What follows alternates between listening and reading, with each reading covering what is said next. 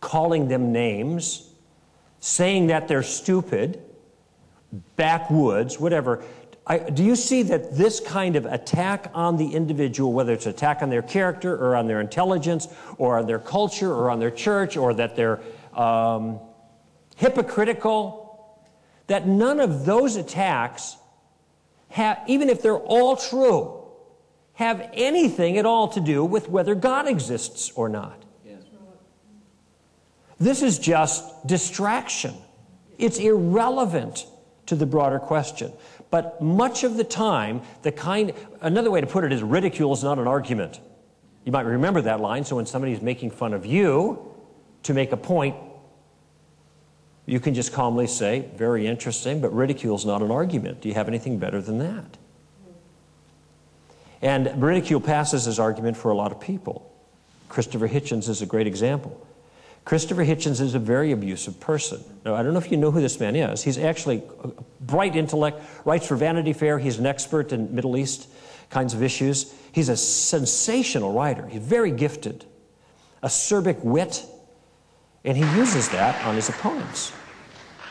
Well now, Mr. Chairman, ladies and gentlemen, comrades, friends, brothers, sisters, I would be self-sacrificially a Christian if I cut into my own time, limited as it is, to pay any compliments, so I won't, except to say that Dinesh is one of the most formidable debaters I've ever encountered on any subject, that he has the further great advantage of actually believing in this stuff.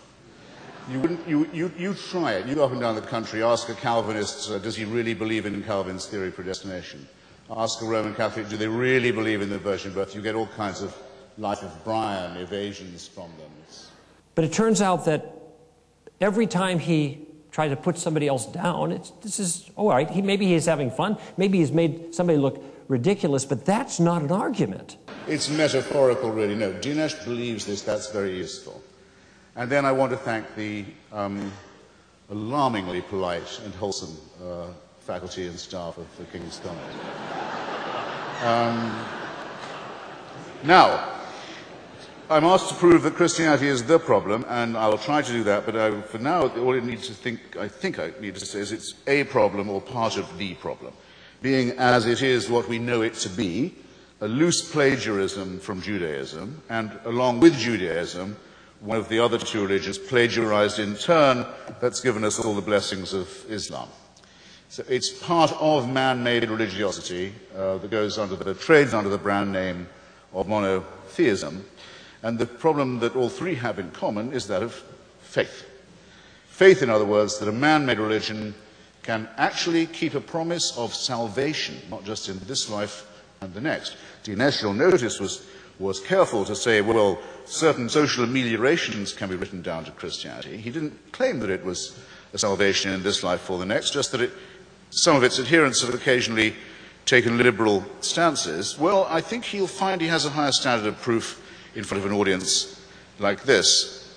That's the first belief that faith involves. And second, the belief that faith is in itself a virtue, transcending reason, and dispensing, conveniently enough, with the need for evidence.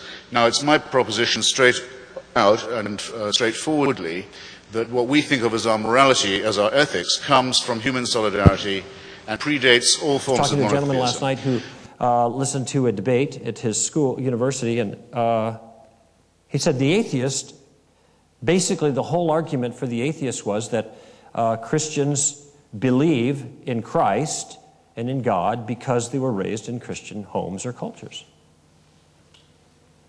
And if, say, the person was raised in Iraq, they wouldn't be Christian at all, they'd be Muslim.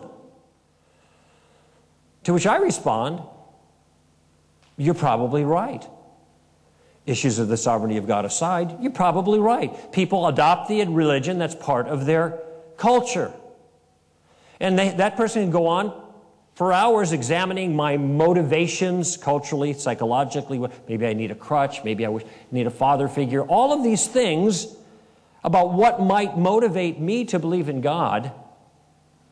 And he could come up with all kinds of conclusions about my culture or about my personality or my psychological profile that are completely accurate, but never learn anything about God.